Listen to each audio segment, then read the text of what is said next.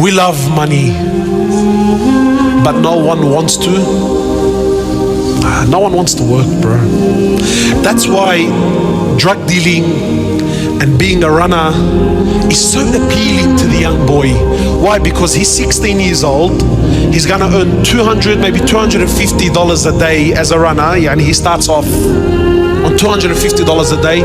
Straight away he's earning more money than his father is. So he's 16, his father's 40 something, and he's earning more money. So now it doesn't matter that it's haram income, doesn't matter that this is ghadab money, doesn't matter that this is gonna earn the wrath of Allah subhanahu wa ta'ala, because all he sees is what in front of him is money.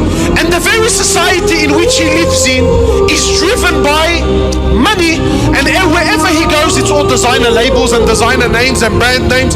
So this poor kid, he's thinking, he's doing the maths, he's thinking, brother, why should so we all love money, but no one wants to work.